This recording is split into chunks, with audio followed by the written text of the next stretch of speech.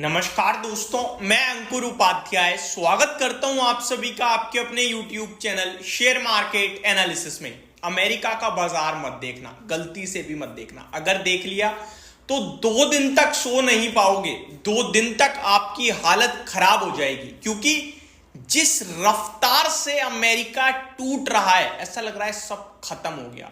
Actually में ऐसा हुआ क्या है जो बाजार इतनी बुरी तरीके से टूट रहा है, जिसमें अमेरिका रेट कट की तरफ एग्रेसिवली बढ़ रहा है।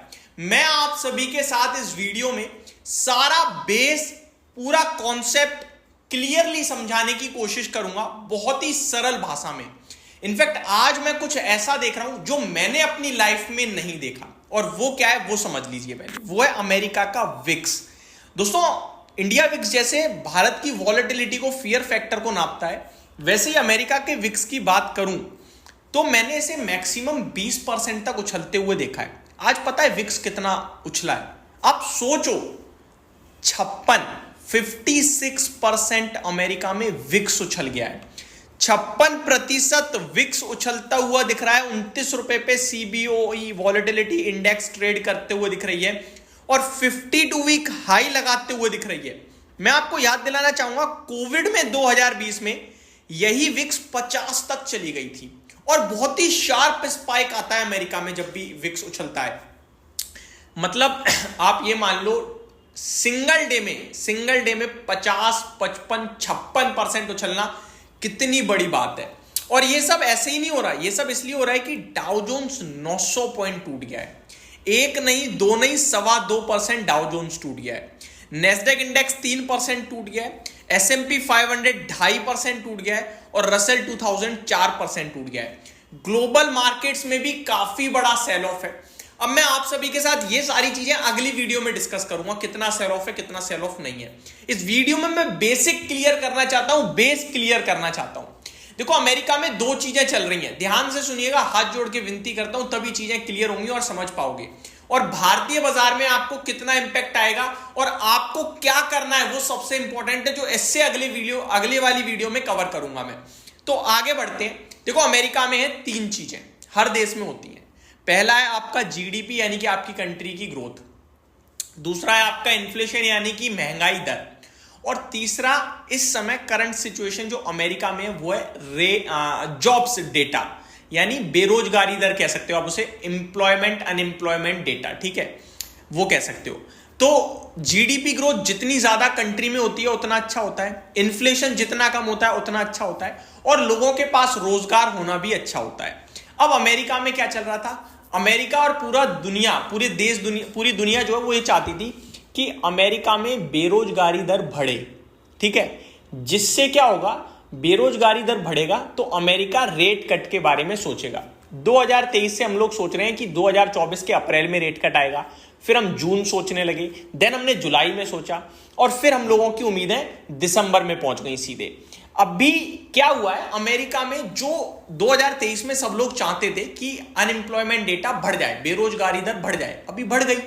अभी बेरोजगारी दर बढ़ गई, वैसे ही बैंक ऑफ अमेरिका, बोफा जो है, उनकी रिपोर्ट आती है। वो कहते हैं कि अब हम 100% हैं कि रेट कट फेड आपका सितंबर में करेगा, जो दिसंबर में पहले मान रहा था। मतलब बोफा पहले कह रहा था, बैंक ऑफ अमेरिका, कि दिसंबर में पहला रेट कट आएगा। लेकिन अभी जैसे ही आज अनएम्प्लॉयमेंट डेटा आया, वैसे ही बैंक ऑफ अमेरिका की तरफ से कमेंट आया कि अब रेट कट सितंबर में हो जाएगा।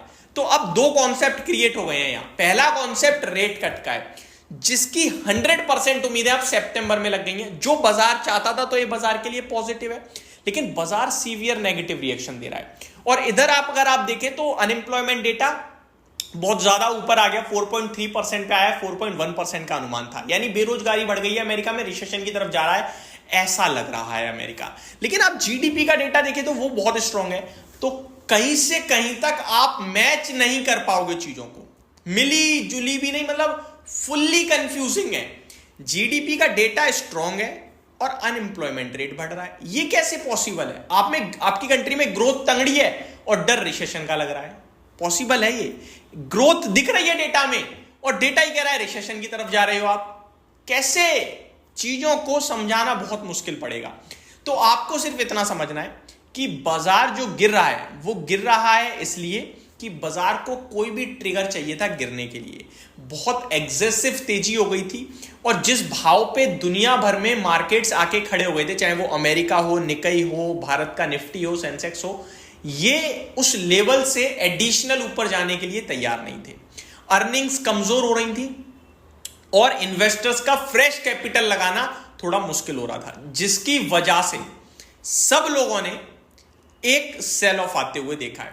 ये एक सिंपल क्रिस्टल क्लियर संकेत है, कोई डेटा ड्रिवन चीजें नहीं हो रही हैं, क्योंकि अगर अनएम्प्लॉयमेंट डेटा खराब आया है तो इधर रेट कट की उम्मीदें पूरी हो गई हैं।